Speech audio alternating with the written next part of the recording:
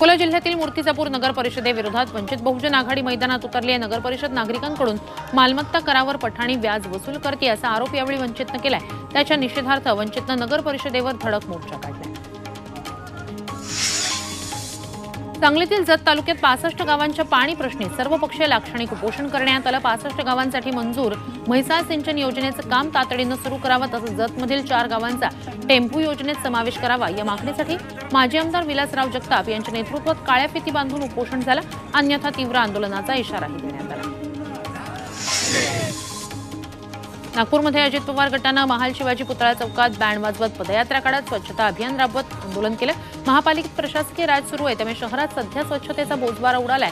त्यामुळे आंदोलन करत प्रशासनाला जागा करण्यासाठीच प्रशांत पवारांच्या नेतृत्वात आंदोलन करण्यात आलं। अकोल्यात आशा वर्कर संघटनेने अश्रू आंदोलन केलंय। अमृत नोनी आर्थो प्लस ये एक प्रूवन फॉर्मूला है। इसमें मौजूद नोनी फल के गुण और आयुर्वेदिक जड़ी बूटियां शरीर को जरूरी पोषक तत्व देने के साथ साथ हड्डियों और जोड़ों के घिसने, उनमें होने वाले सूजन और दर्द को रोकने में मदद करता है। दर्द मुक्त जीवन के लिए अमृत नोनी आर्थो प्लस। सह आपल्या इतर मागण्यांसाठी ते आंदोलन करतायत, तर दुसऱ्या ठिकाणी सरकार विरोधात लाटणं आंदोलन करण्यात आलं। पेन्शन लागू करावी, तसंच इतर ऑनलाईन कामं सोपवली जाऊ नयेत अशा मागण्या यावेळी करण्यात आल्या। नवा हिट अँड रन कायदा मागे घ्या, अन्यथा दिल्लीत चक्काजाम करू असा इशारा पुण्यात आयोजित चालक मालक संघटनेच्या राज्यव्यापी एल्गार मेळाव्यात देण्यात आला। नव्या कायद्यात अपघात करणाऱ्या चालकांना 10 वर्षांची शिक्षा आणि 7 लाखांच्या दंडाची तरतूद आहे। यवतमाळ शासकीय वैद्यकीय रुग्णालयाला जिल्हाधिकारी डॉक्टर पंकज यांनी अचानक भेट देत पाहणी केली। या रुग्णालयातील अस्वच्छता आणि असुविधांबाबत नागरिकांच्या अनेक तक्रारी आहेत। यावर जिल्हाधिकाऱ्यांनी रुग्णालय प्रशासनाला सूचना केल्या, तर जिल्हाधिकाऱ्यांच्या अचानक भेटीमुळे रुग्णालय प्रशासनाची तारंबळ झाली।